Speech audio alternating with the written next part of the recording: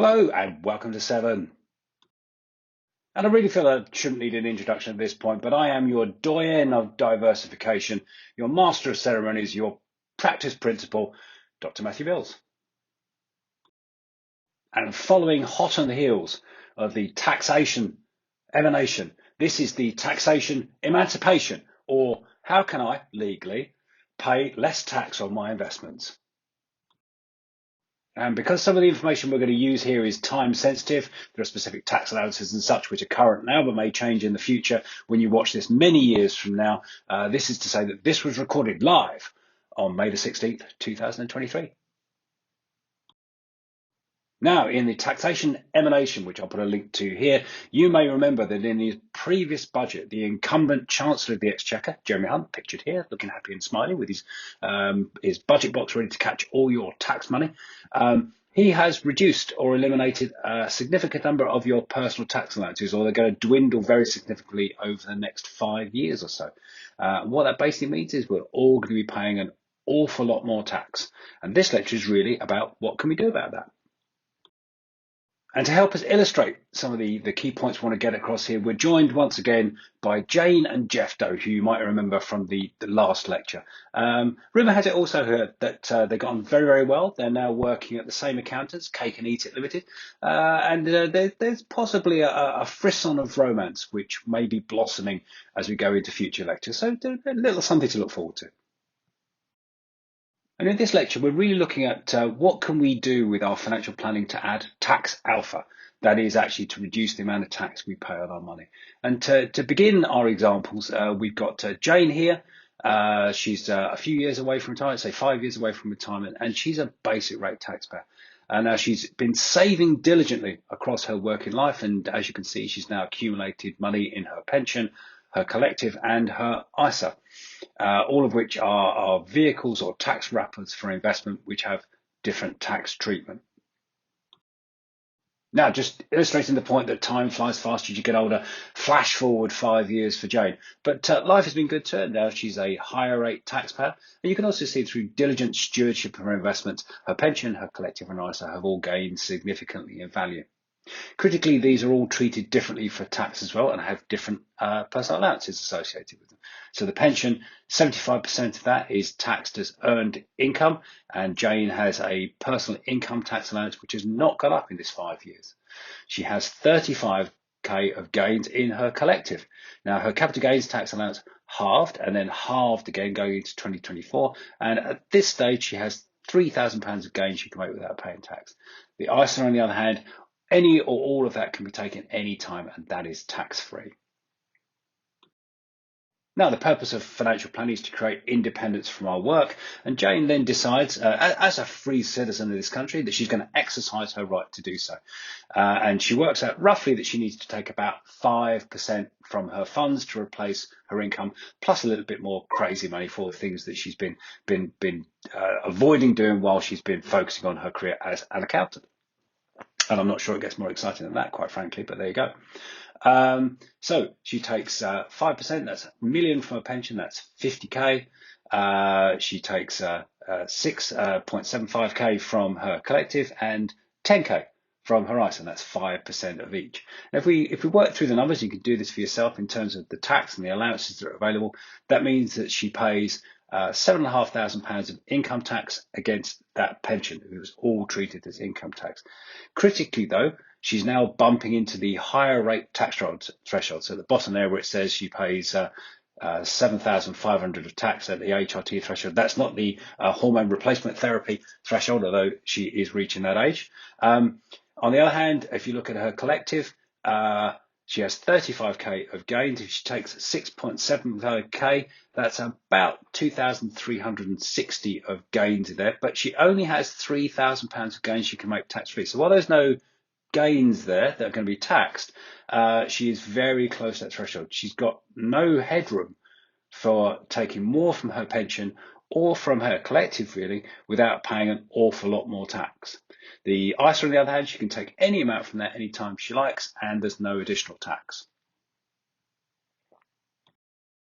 So the great news being there that Jane can retire. She's got the money to do so. She's paying a reasonable amount of tax. She's got a good spread of investments. And John is obviously happy for her. And here is John 5 years earlier. And this is the planning that John does for himself.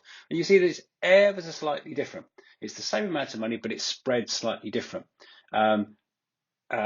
There's 500k has gone into the pension rather than 750.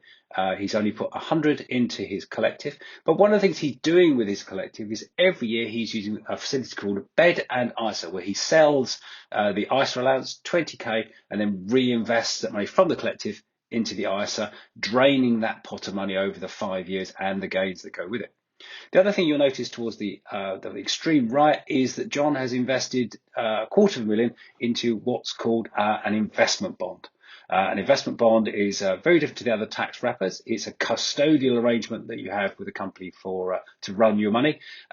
They take care of all the tax reporting for you, and you can draw 5% of the capital cumulatively every year with no further tax liability whatsoever. So a little bit different to the other three wrappers, and John has spread his money out that way, and he's also engaging annually in the better nicer process.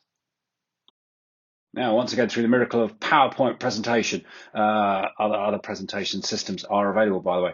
We see John 5 years, and his salary has also gone up in parallel with Jane, because obviously it's an equal opportunities employer, and they're both now higher rate taxpayers. Equally, their investments obviously been managed in exactly the same way. Careful stewardship means that his investments have gone up by the same amount, but of course he had different amounts in each pot to start with. And critically, over the last 5 years, through the better nicer process, John has drained the collective to fund his ISA. So at this stage, if John looks to take some money, he's got 75% of the pension fund, which would be taxed as income. There's nothing left in the collective. All of the ISA can be taken tax-free, and he can also draw 5% per annum from his bond. In fact, he can actually draw 5 years worth of 5%. That's 25% from the bond at this point, tax-free, because that allowance is cumulative. So you're asking yourself, what does that do to the numbers?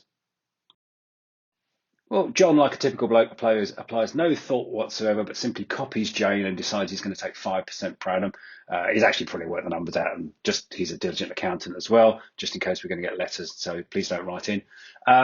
So John takes 5% from each of his pots. So he takes £32,500 from his pension, and on that basis, he's well within the basic rate tax threshold, and he pays 4k of income tax. There's nothing to take from the collective, but with both the pension and the collective, John has plenty of headroom. He's got £17,500 that his pension, more he could take from his pension, or growth that he could take from his pension, before he becomes a high rate taxpayer, unlike Jane, who's really up at the threshold there. Equally, he could invest in an asset that generates capital gains and enjoy 3k of capital gains every year, in addition to his other investments.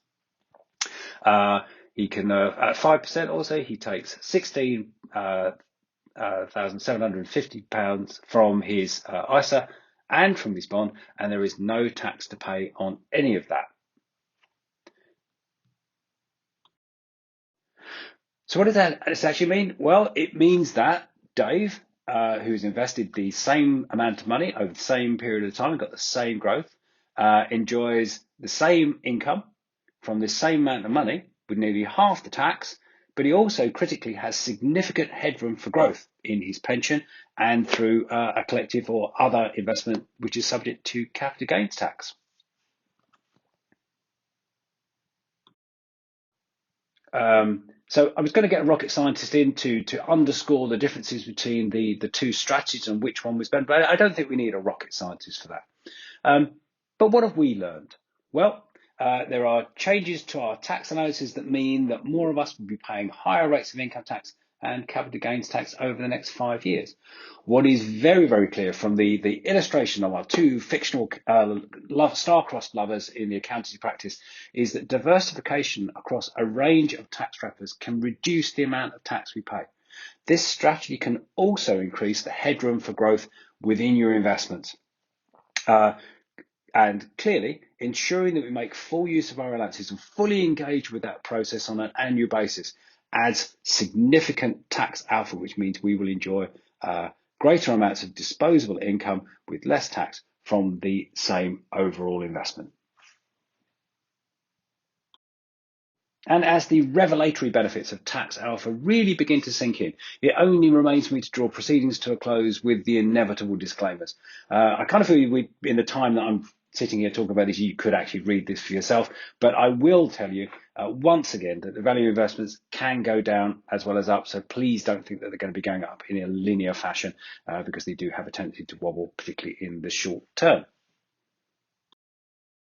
And while many of you have joined us before, we may have new visitors to the lecture series, plus those with short-term memory deficits. So it behooves me to say that this video is intended to inform, to educate, and to entertain, and most certainly does not represent advice in any way, shape, or form.